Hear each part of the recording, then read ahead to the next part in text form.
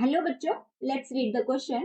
If the atom 100 fm 257 follows the Bohr model and the radius of the last orbit of this atom is n times the Bohr radius, then find n. हमें n की value निकालनी है.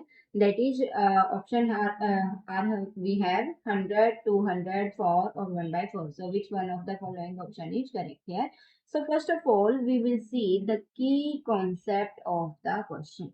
So हमारे पास जो ये question है, this is related to an atom that follows the Bohr model and the radius of last orbit is this is n times the Bohr radius. Okay, तो Bohr radius क्या होती है? बोहर रेडियस के लिए formula क्या होता है कि जो बोहर रेडियस होती है, Bohr radius for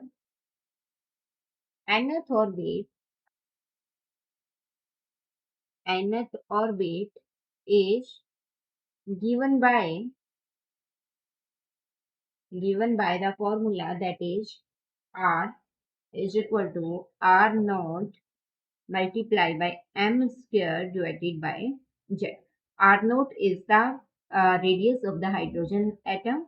M is here, that is orbit number, and Z is atomic number. Okay, so this is the formula that we will use to solve the question. और इस question के अंदर अब हमारे पास question में क्या क्या given है. हमारे पास एक एटम है दैट इज 100 Fm257. तो इसमें जो ये वैल्यू होती है, ये होती है जेड की value, atomic number. Z is equal to 100 here.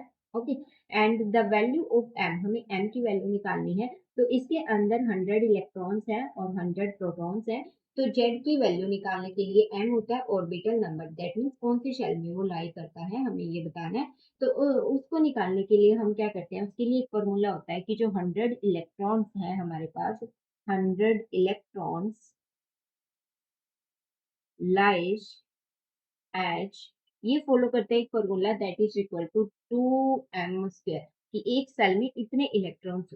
Okay, so two for one cell, first cell 2 into 1 that means 2. Second के लिए होता है ये नंबर 2 2 जा 4 2 जा 8 होता है. थर्ड के लिए होता है 18.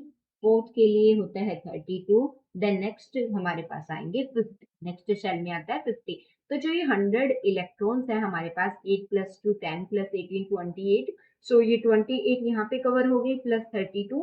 उसके बाद जो बचेंगे वो किस में जाएंगे, इस शेल में. और इस शेल के लिए हमारे पास m की वैल्यू, ऑर्बिट नंबर क्या है यहाँ पे, यहाँ पे था 1 2 3 4 5. सो m की वैल्यू है यहाँ पे 5. Okay, so m is equal to 5 here. So हम यूज करेंगे इस फॉर्मूले का. सो r की वैल्यू कितनी होगी, r naught multiply by m², that means 5 whole square, divided by z.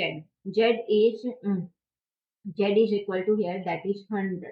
Okay, so 5 5 25 divided by 100 multiply by r naught.